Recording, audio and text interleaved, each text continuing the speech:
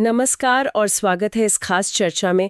आज हम एक अहम, बहुत ही दिलचस्प स्रोत के कुछ हिस्सों पर बात करने वाले हैं। वहाँ ये अध्याय 14 के कुछ अंश हैं। बिल्कुल। और ये अंश चेतना की असली प्रकृति, मतलब सभी जीवों की एकता और हमारे विचारों की जो शक्ति है, उस पर कुछ गहरे सवाल उठाते हैं। हाँ, और खासतौर पर उच्च विकसित प्राणियों के नजरिए से। सही कहा।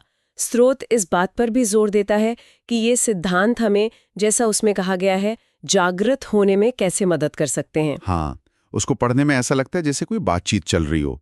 एक तरफ कोई है जो इन विचारों से बहुत प्रभावित है, उन्हें जीना चाहता है, और दूसरी तरफ एक गाइड है जो समझा रहा है।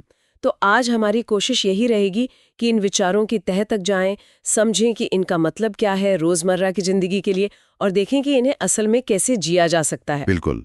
स्रोत ज्यादातर जागृत प्रजातियों के सिद्धांतों पर फोकस करता है, तो शायद वहीं से शुरू करना ठीक रहेगा। हम चलिए, ये समझना कि ये उन्नत प्राणी कैसे सोचते या महसूस करते हैं, शायद हमें भी कुछ सिखा जाए। जरूर, पहला कदम उठाते हैं। तो पहला सिद्धांत जिसका स्रोत जिक्र करता है, एक जागृत प्रजाति सभी जीवन की एकता को देखती है और उसी में जीती है। और साथ ही ये भी कहा गया है कि हम इंसान अपनी आम अवस्था में अक्सर इस सच्चाई को या तो नकार देते हैं या अनदेखा कर देते हैं। हाँ, बिल्कुल। तो इसे थोड़ा खोलते हैं। इसका असल मतलब क्या है? ये उच्च विकसित प्राणी या HEBs इसे कैसे अनुभव करते होंगे? क्या ये सिर्फ एक अच्छा विचार है या कुछ और गहरा है? देखिए, स्रोत के हिसाब से ये उनके लिए सिर्फ एक ख्याल नहीं है, ये जीती जागती हकीकत है। अच्छा। ये जो HEBs हैं वो इस बात पर शक नहीं करते कि सब कुछ असल में एक ही चीज है। वो इससे दिमागी तौर पर नहीं बल्कि एहसास के स्तर पर जानते हैं। एहसास किस स्तर पर?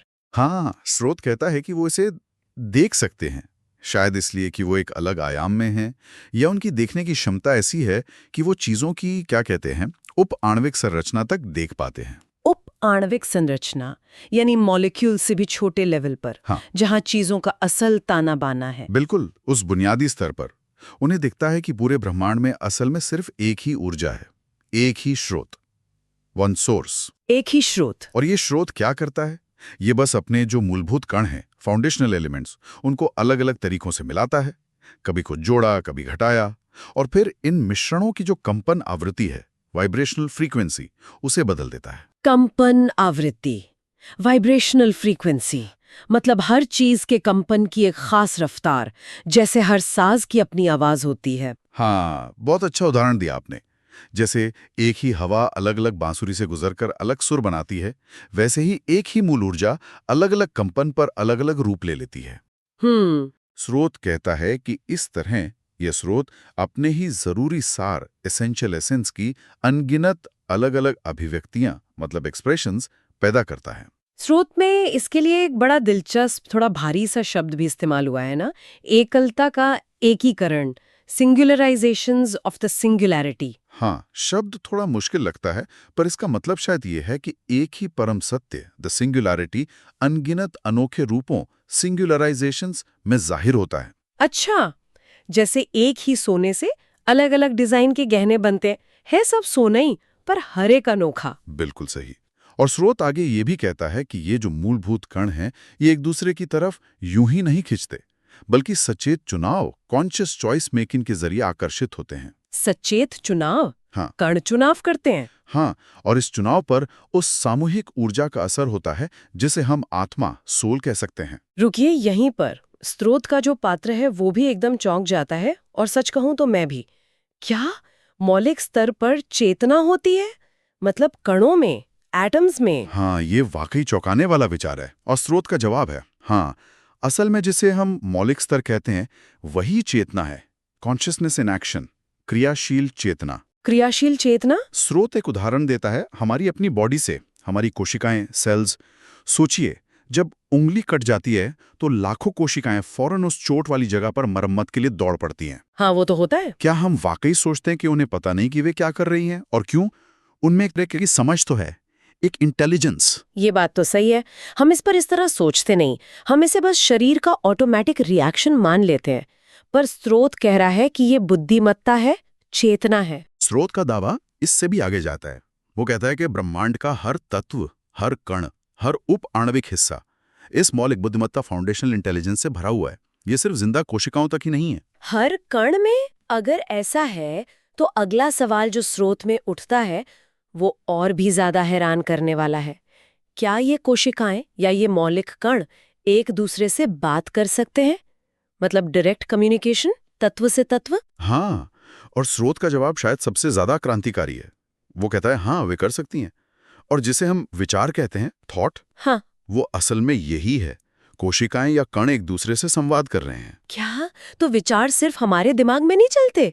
मतलब मेरे हाथ की कोशिकाएं भी सोच रही हैं और मेरी कुर्सी के कण भी? ये तो पूरी सोच की परिभाषा ही बदल देता है। बिल्कुल, ये एक बहुत ही रैडिकल नजरिया है। स्रोत जोर देकर कहता है, जीवन का हर अंश, हर कण, हर उप आणविक तत्व इस मौलिक बुद्धिमत्ता से भरा है और संवाद कर सकता है। हमारा दिमाग शायद इस संवाद का एक बहुत कॉम्प्लेक्स सेंटर है, लेकिन संवाद सिर्फ वहीं तक नहीं है। यहाँ बात वाकई बहुत गहरी और दिलचस्प हो जाती है।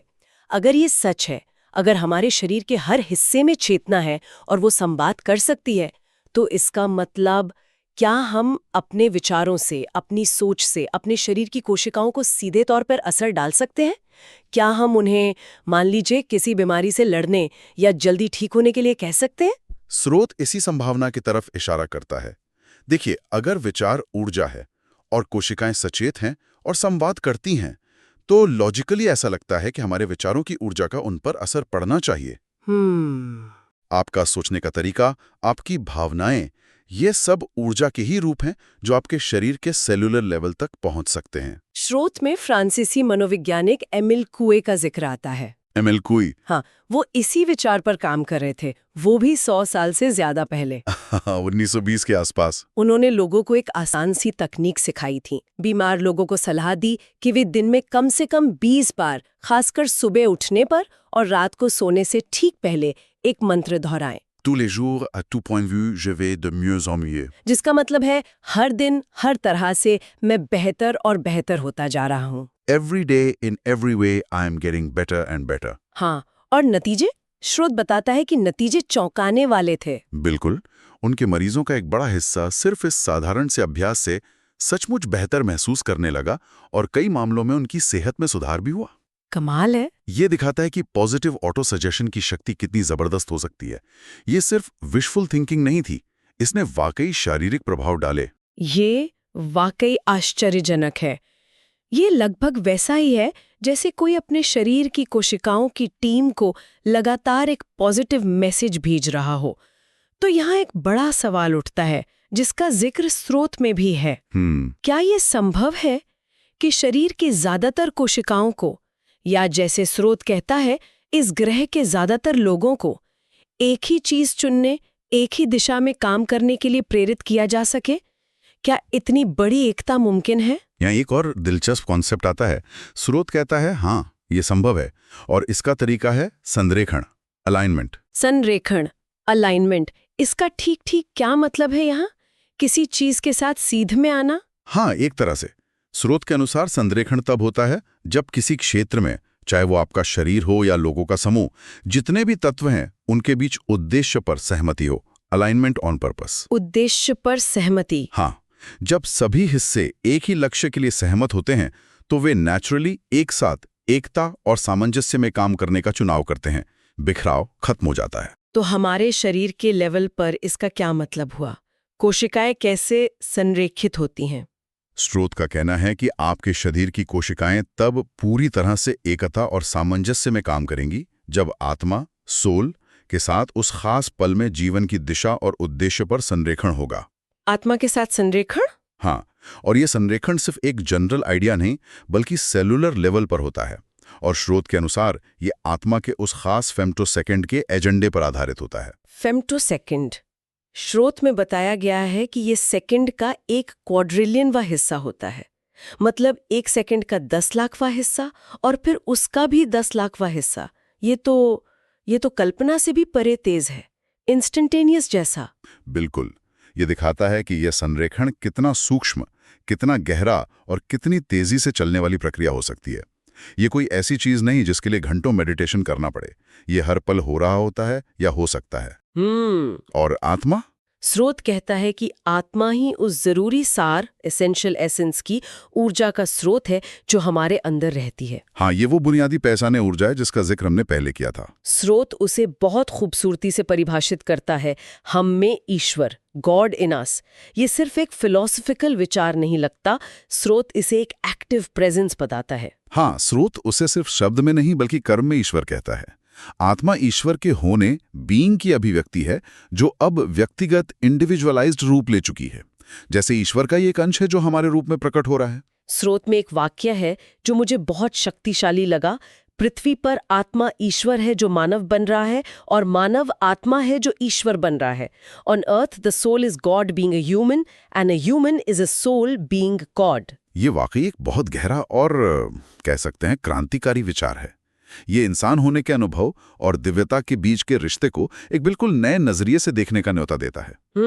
ये कहता है कि हम सिर्फ ईश्वर की रचना नहीं है, बल्कि हम उस प्रोसेस का हिस्सा है जिसमें ईश्वर खुद को अनुभव कर रहा है और हम भी अपनी दिव्यता को अनुभव कर रहे हैं। ये सब हमें तत्व मीमांसा, मेटाफिजिक्स की और भी गहराइयों में ले जा रहा है।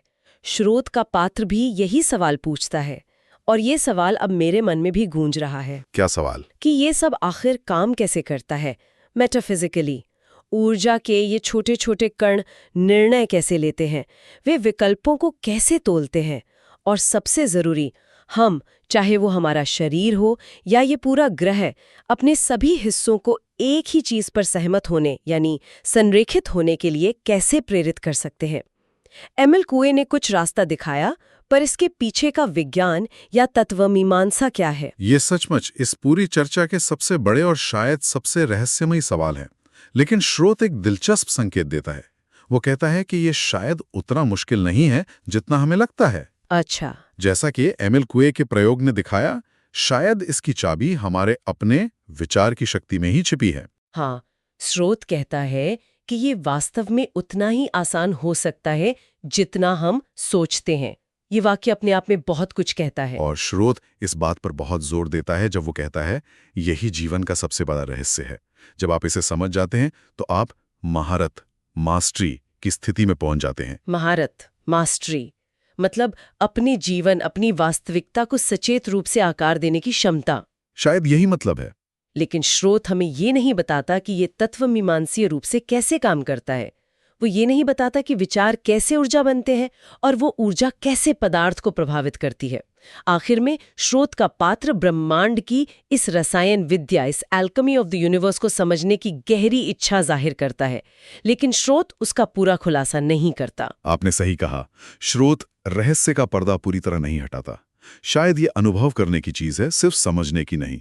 लेकिन ये साफ करता है कि विचारों की शक्ति कैसे काम करती है, इसे समझना बहुत जरूरी है।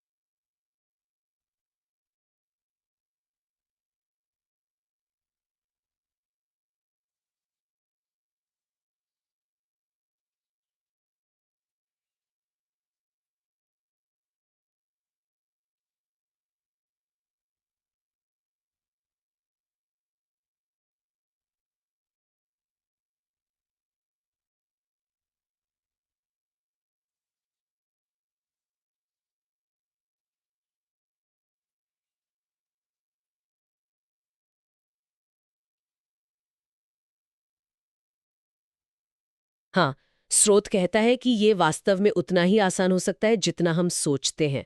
ये वाक्य अपने आप में बहुत कुछ कहता है। और स्रोत इस बात पर बहुत जोर देता है जब वो कहता है, यही जीवन का सबसे बड़ा रहस्य है। जब आप इसे समझ जाते हैं तो आप महारत, मास्टरी की स्थिति में पहुंच जाते हैं। महारत, मास्टरी मतलब अपने जीवन, अपनी वास्तविकता को सचेत रूप से आकार देने की क्षमता। शायद यही मतलब है। लेकिन स्रोत हमें ये नहीं बताता कि ये तत्व मीमांसीय रूप से कैसे काम करता है। वो ये नहीं बताता कि विचार कैसे ऊर्जा बनते हैं और वो ऊर्जा कैसे पदार्थ को प्रभावित करती है।